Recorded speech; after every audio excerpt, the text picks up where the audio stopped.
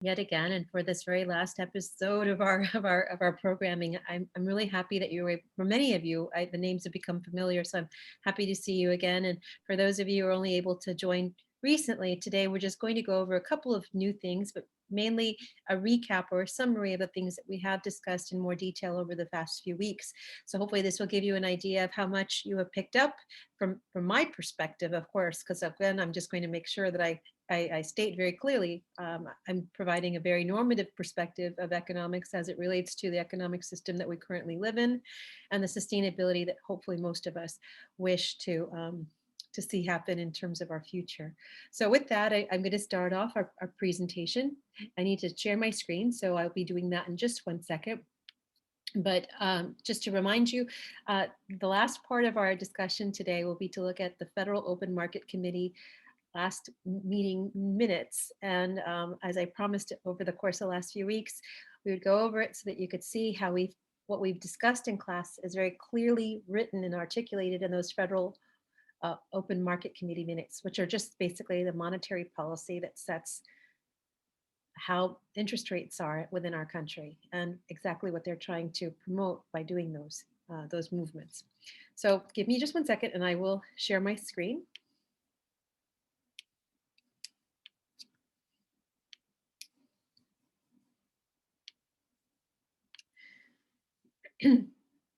So the first thing I want to point out is something that we have basically grown up with or lived without our even perhaps consciously thinking about.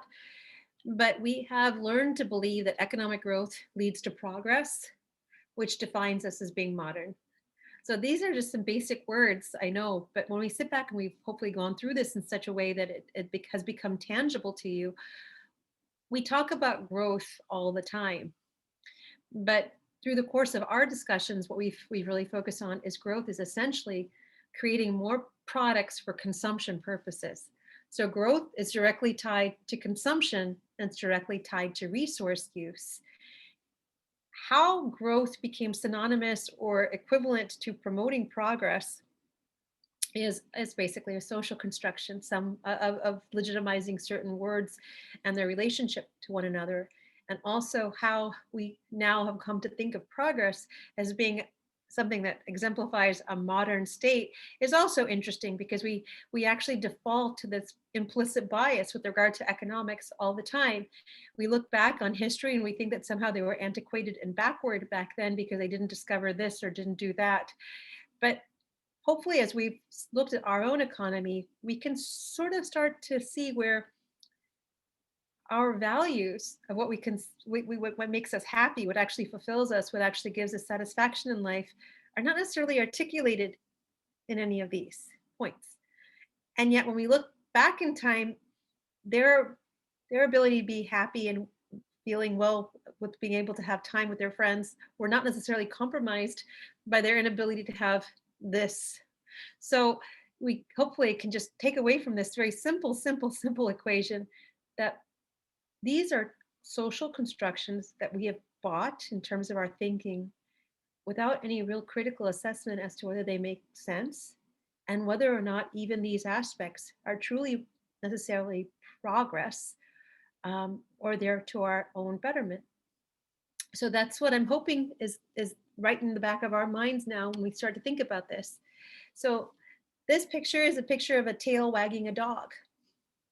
It's very hard to find a cartoon of a tail wagging a dog, so that's why I'm trying to interpret it for you. But the way our economy works, it is basically the tail that wags the dog. What should be making us naturally happy to wag our tails is actually being forced upon us through alignments that don't necessarily incentivize our happiness. And this is something that we talked about specifically with regard to the concept of economic progress. As we become consumers, investors, and agents of the government. We're no longer just citizens. That's a point that's been made in many communications, but yet even when we refer to one another, we refer to each other as consumers, and that's another interesting aspect. So what we are is basically the economic agent that allows the economy to work, but we are marketed to demand, and our government supports that speed to market of corporations. And corporations really essentially should be aligned to the welfare and well-being of their customers or the communities that they're serving. But the anomaly is that corporations have a very short financial cycle that they have to meet returns on, meet their profitability margins on a quarterly basis, which means that alone keeps them from really being aligned to the public interest, to the interests of the citizens. So let me take one step back and just say this again. So if you're a public company, and even if you understand that in laying off your workers, you're essentially laying off a potential customer base, but you have to make your numbers because you have to show that your income for that quarter meets what you told the analysts who then guide individual stockholders through mutual funds and other types of products that, yes, I'm able to make my numbers. You may be in a situation where you're actually undercutting your customer base, also reducing confidence and employee confidence with regard to the company. You may be also effectively impacting your long-term perception as an employer, but you're doing this all because people are focusing on whether you make that return for that 4-month period that you said you were going to make. I'm sorry, that 3-month period that you said you were going to make. And so this is the inconsistency. This is a misalignment in our system, that our system actually values on one level some consistency in knowing that we are going to have well-being from one period to the next. But by having short-term focus, we can't necessarily put in long-term plans because those long-term plans are not necessarily going to come into fruition until long-term.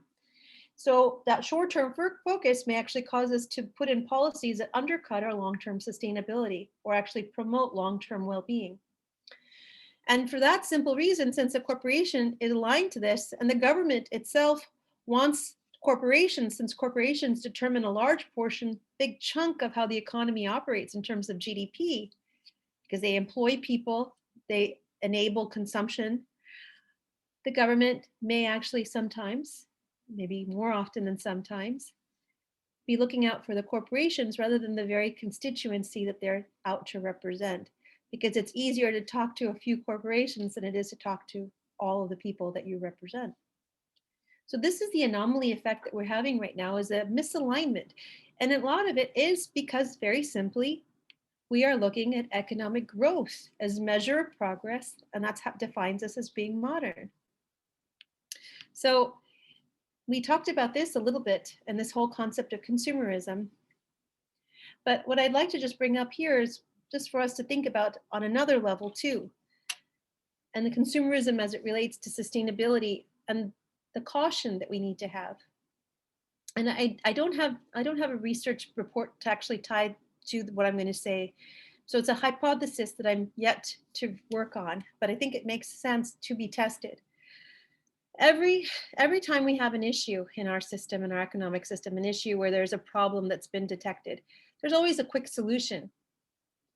But because people are so eager to have a solution, we don't necessarily evaluate whether that solution really meets a long-term goal aligned to our total betterment or just a short-term, little bit better off situation than we were before. And I'm bringing this up because all these companies that you see here on this cupcake they're all guilty of greenwashing.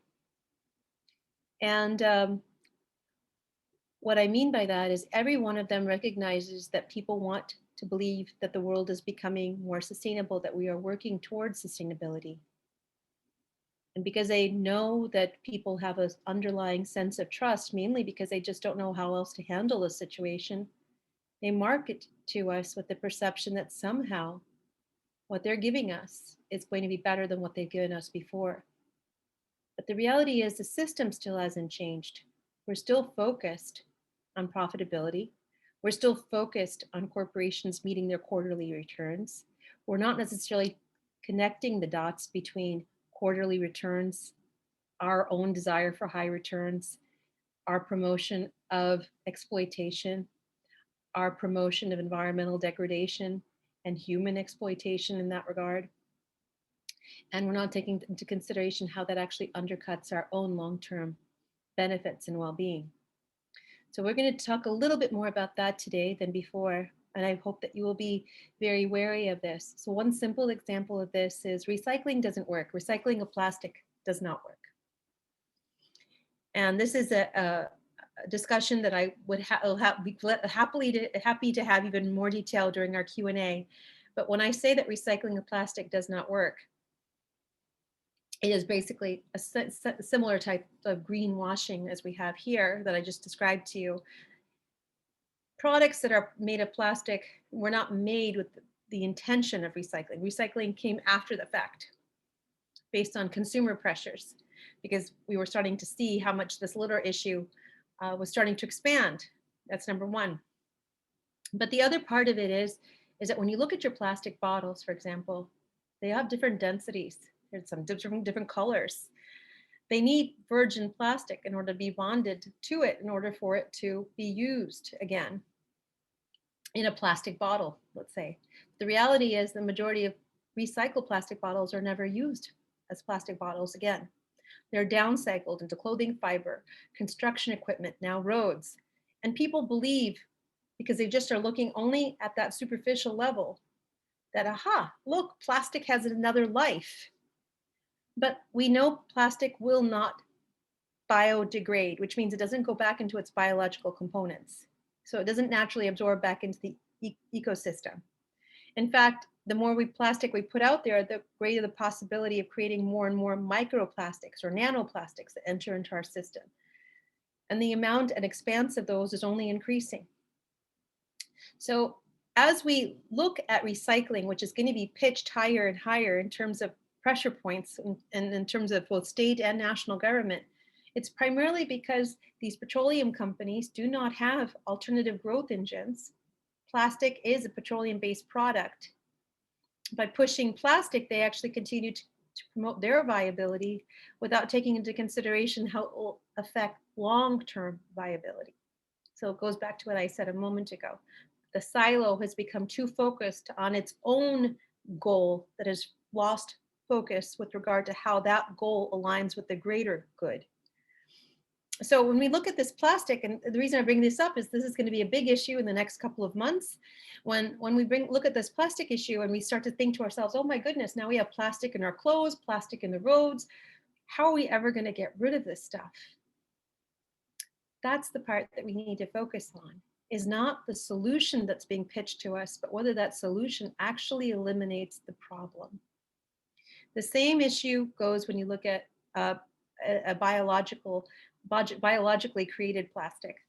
There are a couple other issues related there, and I'm going to hold off on those until the end. But that's just my simple example of promoting consumerism, promoting that convenience-based consumption, promoting the idea of growth associated with continuously producing product, and then now all of a sudden having to deal with these issues of environmental impact. You might see a very quick solution come up. Oh, we're going to use more plant-based aspects to create our plastics. Be more critical, because the market mechanism have not changed.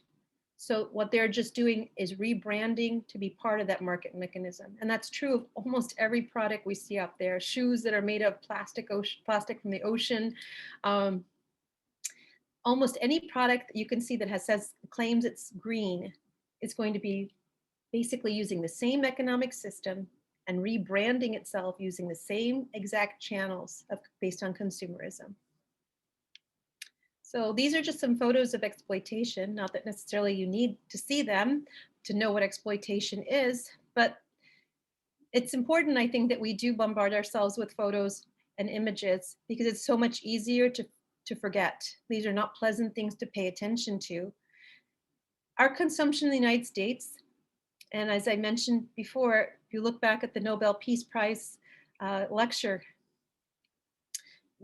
given by Denis Mukwege, you'll hear very clearly one comment that he makes, which is, I come from the richest country in the world, but my people are amongst the poorest. And then he points to the audience and he basically says, all of the things that you are wearing and the computer equipment that you're using is coming off the slave labor, the exploitation of my people. And this is exactly when we look at anything that we consume, even this computer that I'm sitting here talking to you on is not a gift given of someone's labor freely. It is an exploitation that was taken because of a lack of power, right? So I paid Apple money, but Apple did not pay the worker the equivalent amount of money relative to the labor that they used. They took that big chunk for themselves and squeezed out the labor because the labor didn't have any other choice. And that's an important aspect that we need to consider in almost every product we purchase. There's an exploitation going on here of children, and I use children on purpose, here of the environment in both of these two cases, which can never speak for themselves. And because we've become so desensitized to anything that's not animate in a human type of form, we tend to be very dismissive of the impacts too. So it's really important, I think, that we start to re-engage with the environment too, and start to see it for a living entity that has value to itself. The first question I ask my sustainability class is, how do you value a tree? And the reason why I ask them that is when you start to think about how you value a tree, you start to see very clearly how you cannot seem to find value in it without putting yourself in that same picture. Everything that humans value comes through our sensory perceptions. And that is the biggest limiting factor in our ability to attribute value to. Because so many things are beyond our sensory capabilities that we're not able to feel and understand that value. And also, if we only look at things through the framework of a human being, then we eliminate the value of many, many things just because they don't operate the same way we do. Every living thing has value to itself. And I think that part is where we have failed the most in teaching and learning. One of the most simple examples of that is dissection in biology classes in middle school and high school. We teach very early on the commodity value of life by giving every single person a worm and a frog. So how we operate with limited value and thought because we've only based value on price leads to a lifestyle where we have more luxury and on the other hand, lifestyles where there's unnecessary poverty. So one discussion that I had earlier today that I think is very important for us to perhaps maybe think about too is, again, we've mentioned this in our discussions, but we evaluate so much on price. And prices by themselves are inadequate to really assess value. Just like I said about the value of a tree. We will only, if I asked you to tell me what the value of that tree was, some people would probably come up with the market value of that lumber. And that market value of lumber is very skewed based on where you live, right? If we live in a place where there is a paucity of trees or not enough trees and it's really cold and you want something to burn for fuel, probably that tree could have a lot of value. If you're in a place where there's an abundance, then we probably won't have as much value. But what we are neglecting is, again, that tree has value to itself regardless of where it's located. Every living thing will fight to live. So in our distilling things down to price, into supply and demand based on how much is available, we actually lose the most important aspect, which is what is the true value. And that is how our economy operates. Our economy operates by trying to minimize the true value when it's an input cost and maximize the value, not necessarily true value, maximize the value for profit purposes when it comes to selling the product. So there's a reason why I'm using this word value. Of course, it's in the title of our discussion, but it's because values determine our behaviors, which determine our economic outcomes. And I did a TED Talk many, many years ago, 2015, and that's the title of it, if any of you are interested in looking at it. But basically what I was stating then is that what we value is exhibited in our behavior, which is then exhibited in the economic outcomes that we see around us. The reason why I had the picture of the dog being wagged by the tail wagging the dog, is because it's the values of corporations that determine our behavior, that determine our economic outcomes today. The values of corporations about profit maximization have led to marketed demand. That's how we purchase. We go into stores not even knowing what we want and come out with things that we probably never even thought we could have. And that determines a consumerism-based outcome, an exploitation that comes along with it, and the lifestyles that we have. So this part to me is really important, because the reason why this exists in the form that it exists today in a consumerism manner is until climate change and until pollution at the levels that we see today, and until asymmetry of information between one place and another did not become as transparent as it is today,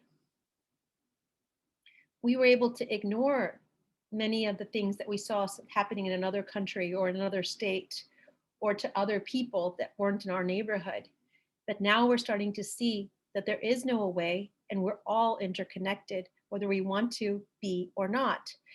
And our values of consumerism for the lifestyle that we want is actually creating our own demise, because it's starting to become more apparent. There are more discussions like the ones that we're having today, and people are starting to become more cognizant and questioning why we have normalization of the diseases that we have, and are looking at their consumption and looking at marketed demand to find out why we are where we are. Unfortunately, not everyone is connecting the dots all the way down to our economic system, but you hopefully will do so. There's a lot of discussion with regard to how do we limit pollution, how do we switch to green technologies, how do we clean water. But until the discussion fundamentally is about how did that water get contaminated, how did our air get polluted, why is our food not healthy enough for us to eat, we will not be able to actually fix the disease or cure the disease. Will only be focusing on the symptoms, and the symptoms and in their fix will only add to the GDP mechanism or the economic system as we currently have it. So the time has come for the dog to wag its own tail. And the dog is us. It's the power of the people. It is the power of grassroots. It's what we discussed last time when we got together.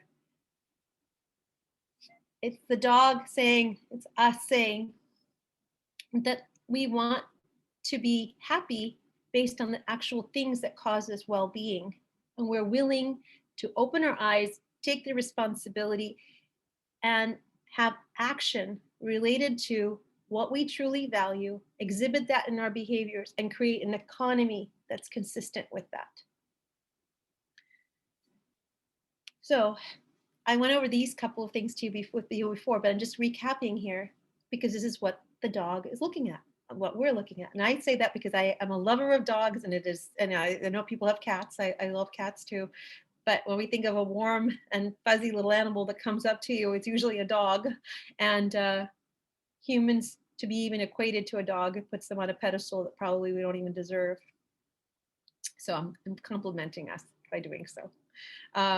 So what is sustainability? Sustainability is as we mentioned, is looking at development that meets both the present and future needs without compromising either period. So that's one of our values. That's what we value. We value the idea of being able to come on this planet, live our time here, and hopefully make our presence known by having done something positive. The pillars of sustainability are societal justice, environmental justice, and economic equity. And we talked about what social justice is. I gave you one definition with regard to the United Nations specifically. And the social justice in this particular case's inception comes out of a religious perspective, but how it's actually practiced is related to providing rights to all people. So the power of the people with regard to social justice has most recently been seen in the Black Lives Matter movement. The idea that all people matter, and all people matter and all people should be treated justly. The same standards should be prevailing in terms of treatment across all people. Then the other thing that we talked about was environmental justice. Now, environmental justice is actually can be a couple different things. One is a melding between social justice and the environment, which means that just because you're poor and you're a minority, and you might be poor because of the fact that you're a minority, doesn't mean that you should have a lower environmental quality that you have to live with. So corporations, and they're seeking a profit, can't necessarily externalize all of their adverse consequences in production, their pollution, their contamination in your neighborhood just because you happen to be a marginalized person. That part of the justice, the environment justice, the justice of the environment that you get to partake in, should be taken into consideration. Now, the other definition of environmental justice, which I also believe in very strongly, is the tree cannot speak for itself, so I am here to speak for that tree.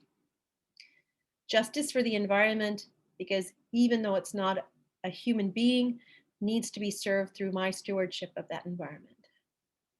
So there are a couple of ways of looking at it. As you can see, the EPA has looked at it from a very human-centric perspective. But my belief fundamentally is that we look at sustainability only from a human-centered perspective. We miss the mark of what sustainability is all about. Not leaving this place worse off for us having to be here means we have to acknowledge our stewardship responsibility to non-human life. And then, of course, here, the People's Climate Movement is a simple example of environmental justice, because it's related to a people-centered perspective of the environment. Economic equity, I discussed this with you and defined equity versus equality.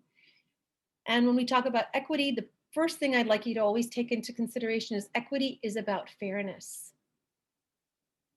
You can have equality without equity. I can treat all the maids the same. I can make sure they all get the same wage. But unless I allow my maids to eventually go into managerial positions, regardless of their racial background, I have not established equity. So equality is about treating people the same. Equity is about giving everybody a fair ability to compete. So this part is actually often forgotten and unfortunately subject to poor interpretation because of the usage of the word equality. Equality is a great word to help circumvent the actual need for equity. So I thought Norma Ray actually did a really good job in terms of showing a nice picture of what equity means when we look at power to the people. What we're looking at is, let's treat people fairly. Just because they may be doing a job that you've been taught to look down on doesn't mean that they're any less worthwhile. They're just like that tree. They have value to themselves, even though it might be beyond the perception of someone else looking at them. So what I was going to promise you here is how the economic framework needs to change. I'm going to stop my share for a second before I go on and segue into the last portion of what I want to discuss with you, which is the Federal Open Market Committee. I hope I haven't been too repetitive by going over this again, but I really just wanted to give a nice summary of what we've actually discussed and we've gone through over the last few weeks together. And now I'm going to share my screen and share with you how all these things fit in to how our current economy works. So our current economy lags.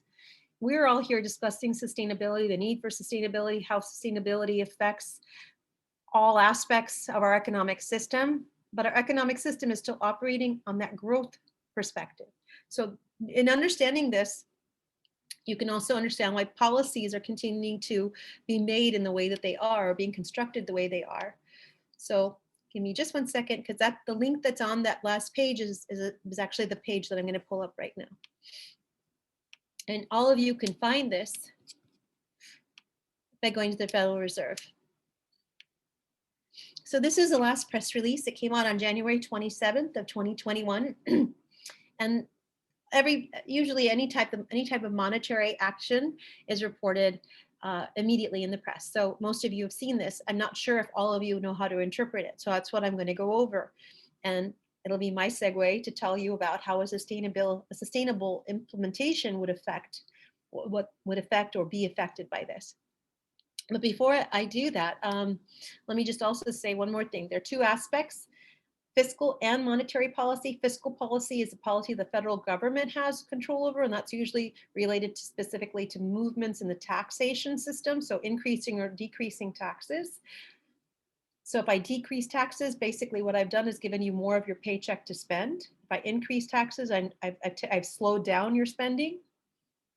And the other thing I could do is I could give you stimulus payments or transfer payments, because that's my way of giving you more money to spend.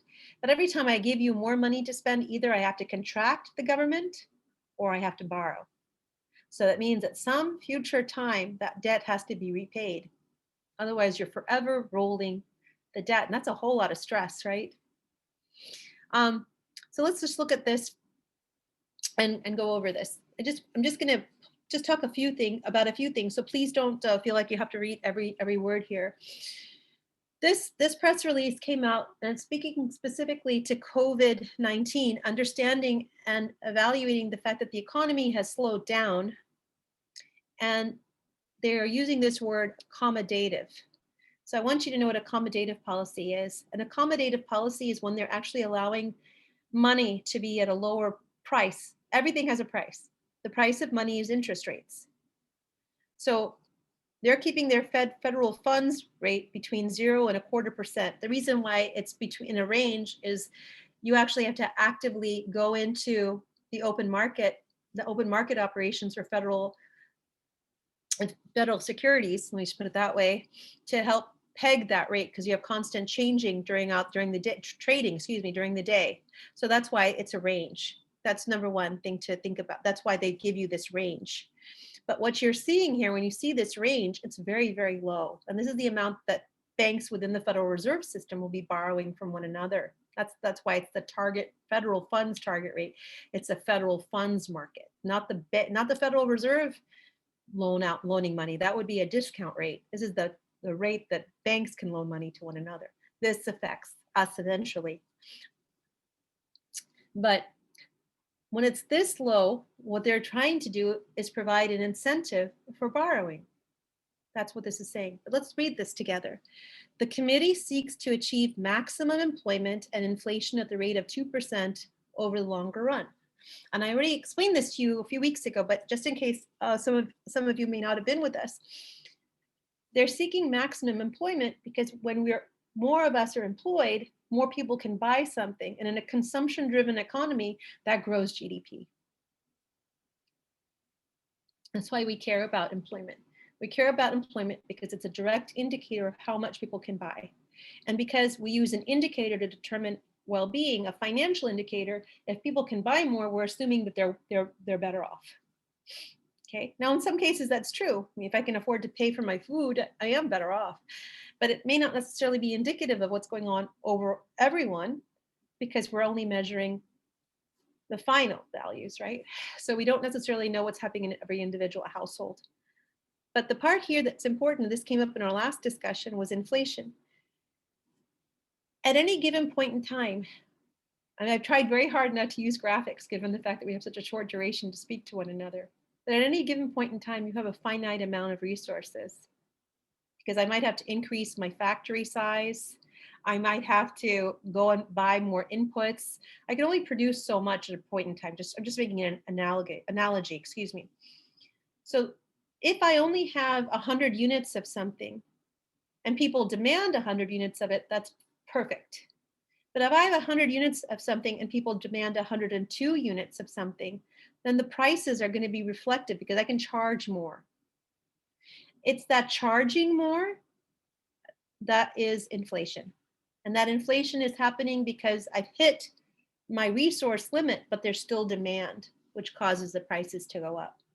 So by targeting, and that's all they can do, they can target the inflation level. What they're trying to tell you is this, that if they start to see demand strengthen, which is a word that they use in the release says demand is strengthening, or we have greater confidence in consumer purchasing, they might start to increase interest rates. And why? Because by increasing interest rates, increasing the target rates, I'm now starting a disincentive to borrow. I'm starting to trickle through the economy, a disincentive to borrow and a slowing down of demand on an overall basis. When I reduce that rate, I'm creating an incentive to borrow and an incentive to continue to spend and push the economy forward based on one principle, that people want to consume. So the more that sustainability enters into our system, people may have the money, but they may choose not to purchase, which means that this kind of indicator for well-being may no longer be appropriate. The dog starts wagging its own tail. So this is where we are right now. And this is the part that's going to cause confusion, because we're still reporting out with a GDP focus as though it is an indication of well-being, as those of us who start to think to ourselves, we don't need it. That looks really pretty in the store, but it looks really pretty in the store. We don't need to take it home. Or I'm going to buy clothes that I know can last a long time. Or, my car has 100,000 miles on it, but it can probably have another 100,000. When we start thinking like that, no matter how much incentive we're given, we're not going to be buying more. So this system will not know how to operate under those conditions. We will have an opportunity, if we stick through this plan, to actually change how we measure our economy. It is my belief that this is the time. The time is now. We're starting to understand. We need to spread the word. We need to take back our tail. We need to take back control. And we want to say, we want to be measured differently. We want to be measured using values that reflect economic equity, environmental justice, and social justice. We want to be measured by the well-being of our neighbor, not how much we can consume individually. So that's where we are today. I'm going to stop there. We have such a short amount of time together, so that's why I try hard not to make it too complicated in terms of this specific Zoom venue. But I'm very open to any questions you have at this point. So if I can just stop here, and then we'll open up to any comments, discussion that you'd like to have.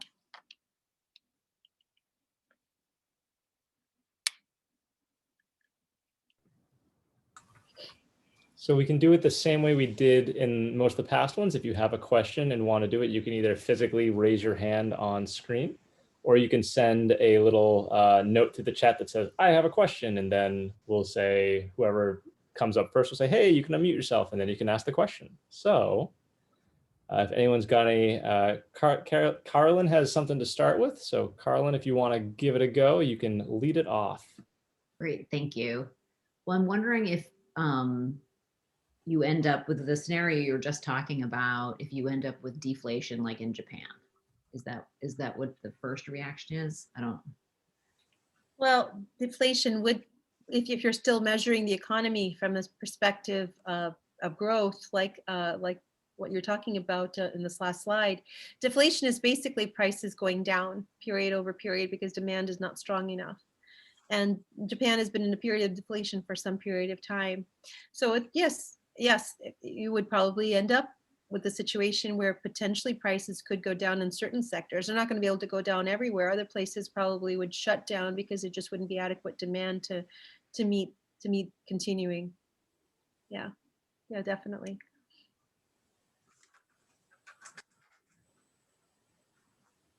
Thank you. Jan. Do you think that savings would go up? Yeah, savings would go up because if you're not spending your money, you're going to probably put your money in a savings vehicle. So yes, definitely. It would be a change in our values, period. Mallory.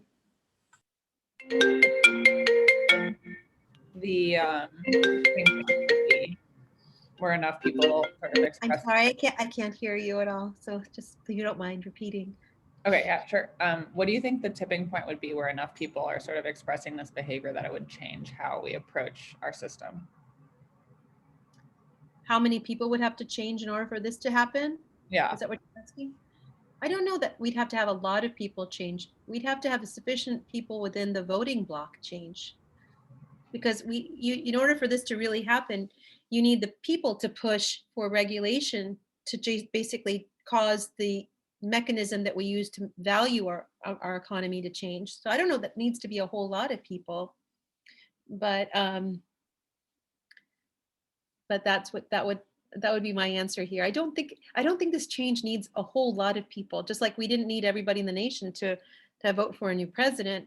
And in fact, the vote was pretty close. It's just a question of getting it off that first hurdle, so to speak.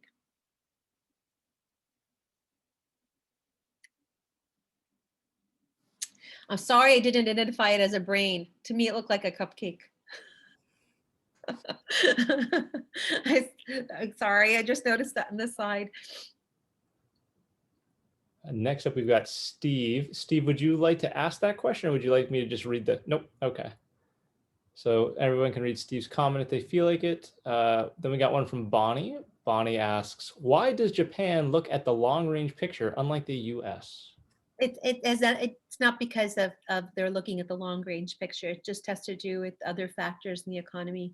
And I'm not an expert on the Japanese economy, so I would have to look up a little bit more information with regard to what are the specific sectors that are causing that issue, to be able to talk about it in a way that I'd feel comfortable. So I can't say that, but it's not because Japan is actually becoming more sustainable. That's not the reason why. We've got more questions coming in. Real quick, though, I think that I should have said this before. If you have a question that you want to ask out loud, you can write question in there. If you want me to read your question, write the question. I think that makes it easier, and I don't have to ask everyone, like, do you want to ask or do I want to ask? Who knows? But we got Marietta's asking about sales of secondhand products, used cars, thrift shop clothes, and furniture. Does that affect the general economy? It depends on whether or not, it depends on how it's sold, how it's captured, but typically no. The part that's going to affect is going to be related specifically to the income generated by the person who's a middleman, but the product has already been captured at some point in time in the original economic measure. So it wouldn't be captured in the same way that you would capture a new final good or service, but it'll be captured indirectly because it's still part of a revenue source that's adding consumption at the present period. The good itself, because of its being a used good, would have a slightly different carrying value. So a sharing economy, and one that relies on thrift goods or free goods, would definitely affect the economy in terms of its measurement of growth. Next up, we got a question from Ari. They ask, can overconsumption inevitably lead to deflation? Overconsumption will push demand, so it will actually lead to inflation.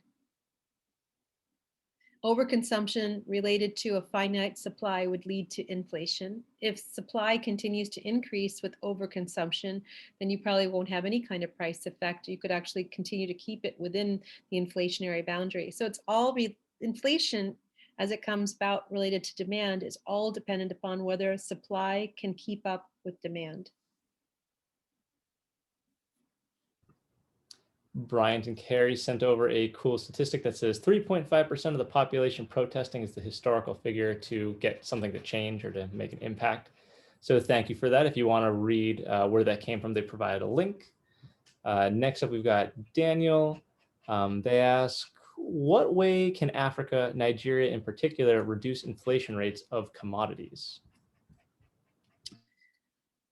That's it's all dependent because that inflation is being imported in. It depends on the process of why that inflation is occurring. It could be occurring because the currency itself is losing value, and the losing value on the currency in the world market automatically means that you're importing the inflation in. It's not that the prices have increased everywhere else. It's that your purchasing power has decreased because of the value of the currency.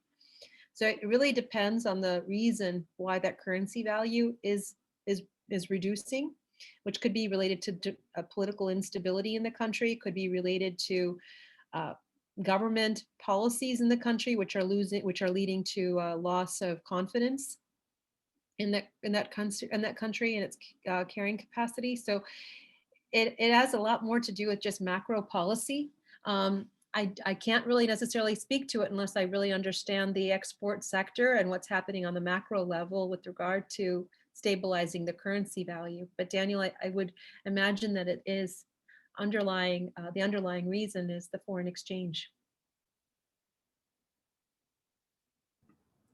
The next question comes from Gary.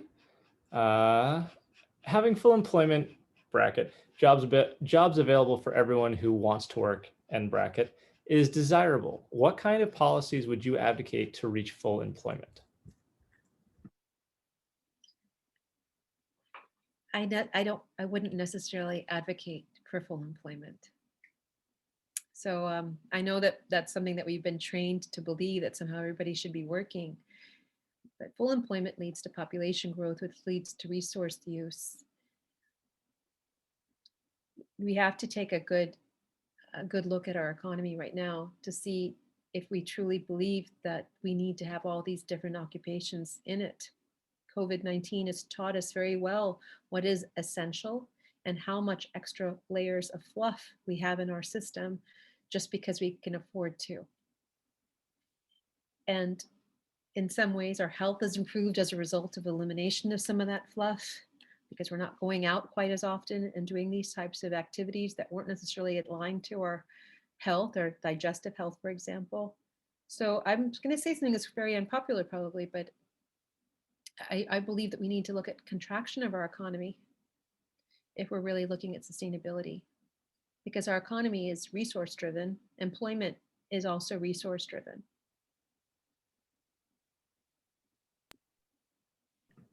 Next, we got a question from Jan. What new regulations must be approved to shift the measures applied to the feds on, or applied by the feds on down? Well, the first thing is if the market is not responding, if the measurements are not responding to pro-consumer regulations or pro-consumer policy, like interest rates or taxation policies, that will cause a need to reevaluate what it is that's motivating consumer well-being. This is going to be where it's the most complicated, because we're going to go through a phase it's going to be a little difficult. Right now, we continue to push the same consumer-based focus for growth, because that is what it's proxying, is just growth. So what growth fundamentally is focused on is well-being. We have to educate people that there is a difference between our income and our well-being. We have manifested our economy so that income becomes synonymous with well-being, but we can actually have well-being and have less income. So it's not going to be very easy. It's going to be difficult. There's going to have to be a little pushback and forth, unfortunately, because the system is operating on a lag between what the people need. It's going to try to appease people by saying, okay, we can move to green jobs. What's green job going to do? First of all, the green jobs aren't really green. And secondly, on top of that, it only leads to greater consumption because you have more people working. And because you have more people working, more people are going to consume. So the degradation is going to continue to go on. What you fundamentally need is a contraction in employment and a focus on true sustainable employment, and an accountability with regard to the environment and human welfare, as well as non-human welfare in our system. And it can happen just as quickly as this whole GDP system has happened over the course of just 70 years. It's just that we have to be able to see beyond our lifetime to see what has been before us. I hope that's the best answer I can give. It's not a smooth or linear progression. There's no one way that this is going to happen. Unfortunately, it's going to be like any other type of change where you're going to have people say, this is the way it's supposed to be.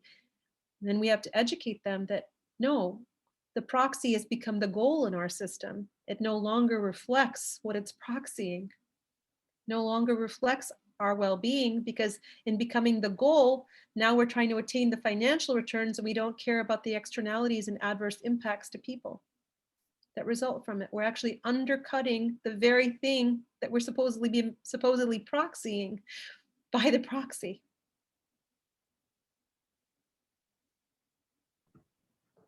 Next, we have a question from Gabrielle. Yeah, I just segue off of that. I kind of wonder when talking about the changing of consumption and value, just looking at from what I've read, that really like ecological collapse and so many like civilizations historically have collapsed due to the erosion of topsoil, the collapsing of food systems. And so I just wonder if you think that, given the projected, like with crops, they say it's like 60 crop seasons, with even here where we are in Cape Cod, that the scallops industry, a lot of the fishing industries, if they haven't already collapsed, are set to collapse by 2030. So I just wonder what you think if, really we're going to just have a collapse, a total collapse first, or a partial collapse before any kind of shift in value can take place, because it seems that that's how governments and really most organizations function, is based off of casualties, and they're not proactive. Typically it's a matter of damage control after the fact. Yeah, there probably will be continued crises for some period of time. We've already hit some crises. The biggest stumbling block in our ability to change is a level of freedom of ignorance that we have been able to provide. So we are basically the beneficiaries of separate but equal education and separate but equal access to living in the bliss of ignorance. And that's going to be the hardest part, because unfortunately we've never really been taught to be active within our own life. We've been told to, it's funny because we live in this hyper aggressive competitive system, and yet each one of us in many ways has adopted a more passive path with regard to our life, in terms of just doing what's been told to us to do, what's expected to us. It's an irony, isn't it? So what we're actually having to do now is to take an active role to be part of the world that we want to see.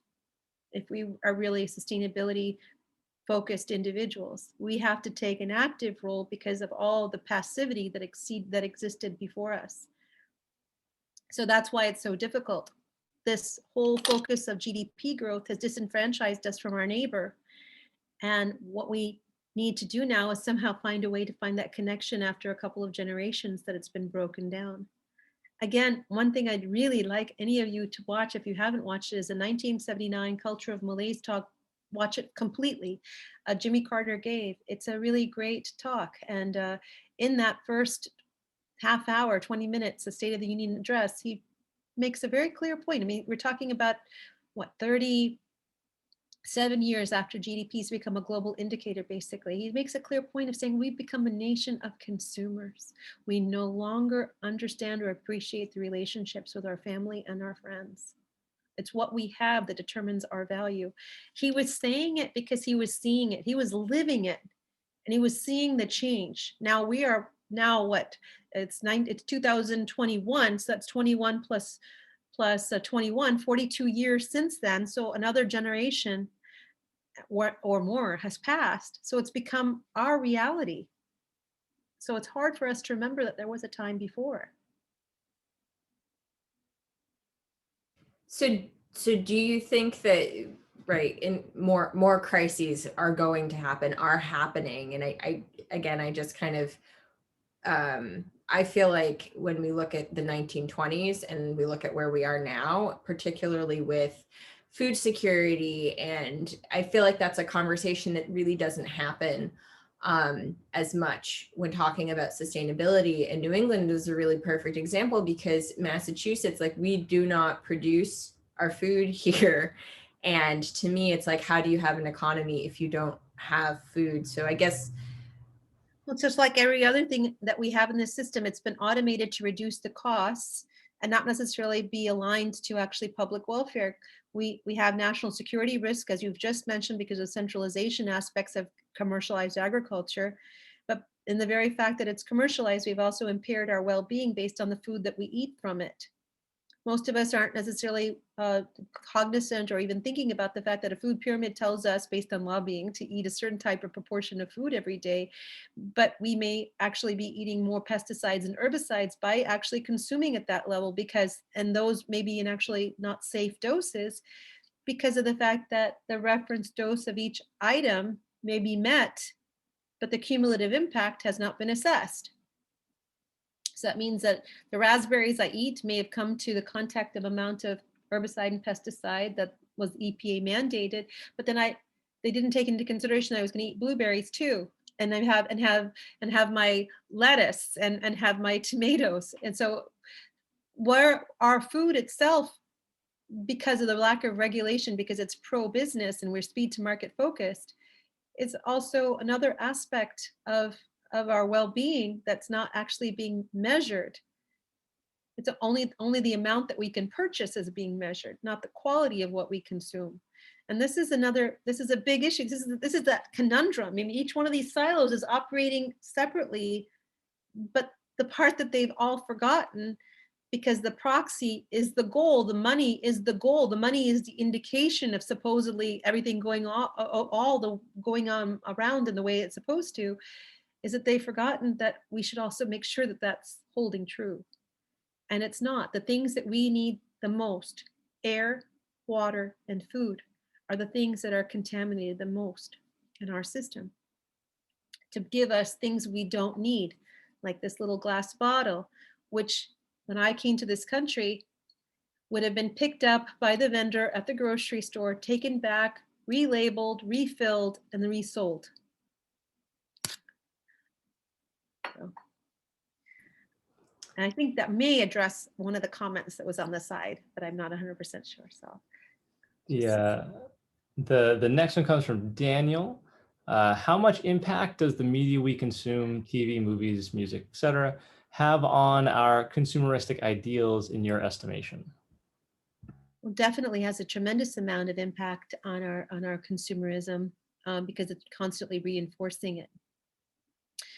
So it depends also on the age group, because I think depending on the demographic, you're getting different types of advertising. And now also with Facebook and our electronic media able to figure out or remember the sites that we go to, we're being bombarded with those images even after we leave those websites. So definitely they are tracking us down using all kinds of subliminal and psychological methods to get us to pay attention to things that we don't necessarily need or want. It just goes on even more obviously to show you how consumption or consumerism has pervaded our system. We've got 2 questions from April. The first is, actually, I guess it's 3. So why does it seem to be a struggle to get higher deposits for returnables? And are companies that produce the products lobbying to not have increased deposits? It depends on what type of products that you're asking. Glass is different from plastic. So I'm assuming you're meaning plastic, but correct me if I'm wrong. But from what I've gathered, the Nestle sells a plastic water bottle of Poland Springs. Poland Springs is a Nestle corporation, for 10 cents or 12 cents as a wholesale price to the retailer. And the retailer then turns around and sells it for $1.10. So if Nestle has a higher bottle deposit, it would erode their profitability, because they're a volume-based business. That's number one there when we're talking about plastic bottles, which is what I can easily talk about. I really can't speak about glass. But that's the reason when we talk about water bottles, specifically, that Nestle has been very slow to want to have any kind of deposit. But the reality is, do we really want a deposit? Do you really want corporations to determine how things are going to be disposed of. Because the cheapest way for them to dispose of plastic would be to burn it, which means that we are going to breathe in dioxins, which are very, very, very carcinogenic. I think that we make a mistake without changing the values that a corporation operates under, and instead go to them to solve a problem based on their current values and assume that somehow the problem is going to go away. It's probably going to get worse. That's why values are important. Values in, economic outcomes out. If the value is to make a profit, then giving them the responsibility of the bottles is going to come at a well-being price, because profit will trump our well-being. So that would be my comment there. You got to get them to be citizens of the society. You got to get them to adopt the values that are consistent with societal well-being by having mandates that the corporations operationalize sustainability within them. That comes out of shareholder activism specifically. And then you can say, you can take care of the bottle, because then they'd have to pin that to their mission, their operation of sustainability. Does that make sense? So we got a couple more questions, and then we're gonna wrap it up for the night. So this is the other part of April's question. Our tax base is based on consumption. How would communities deal with the debt they took on for new buildings, for police, fire, schools, etc.?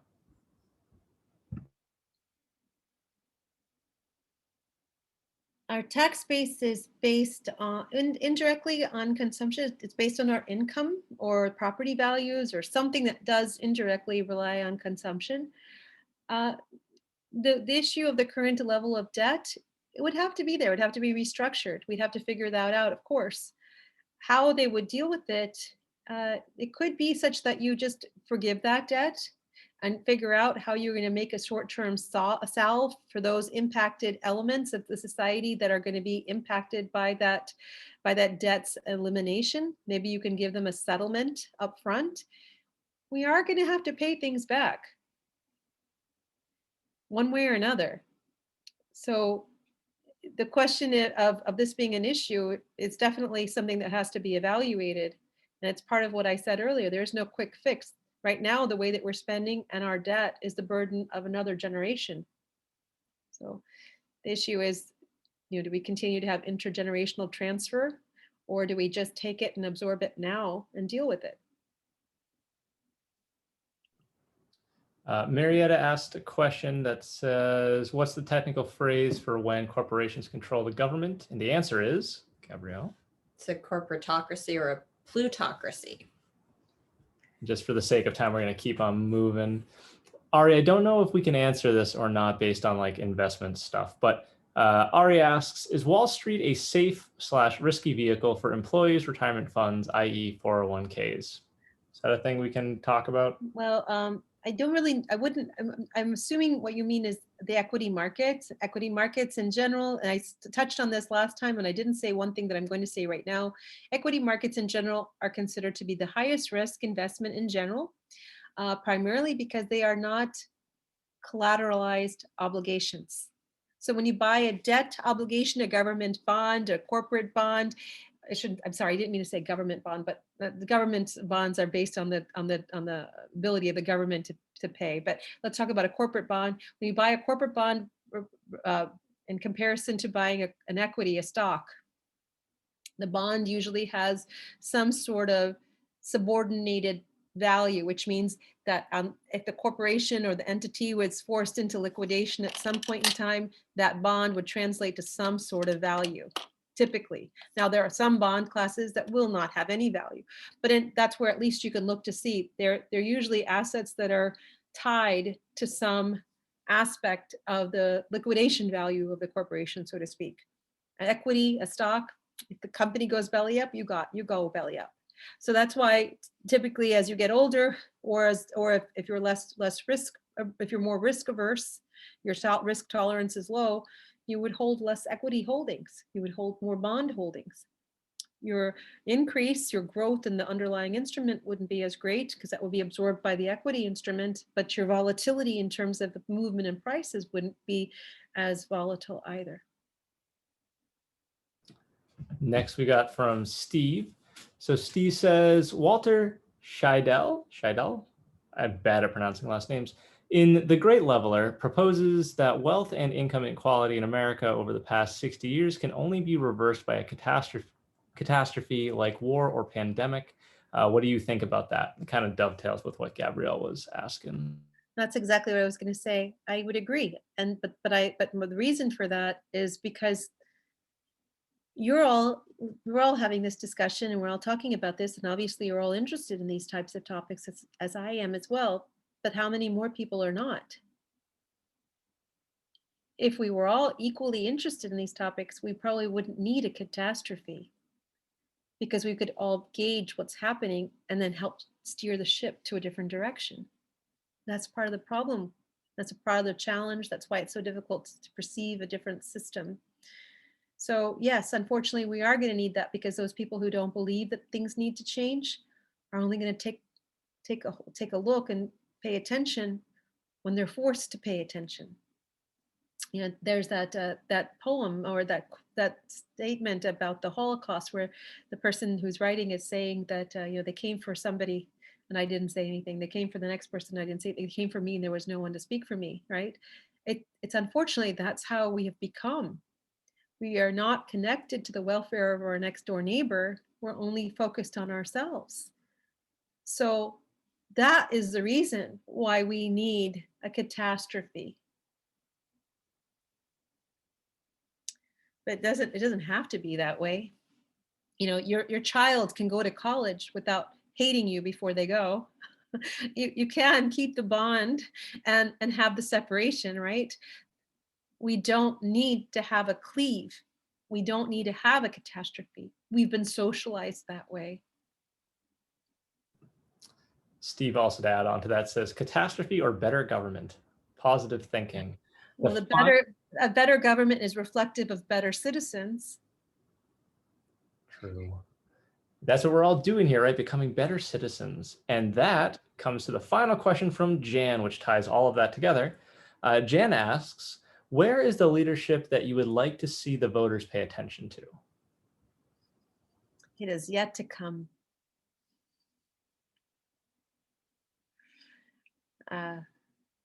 That kind of leadership is like what the kind of thing that I'm saying here today. It's not popular to listen to, and no one wants to hear you say, "Oh, job growth isn't the issue here."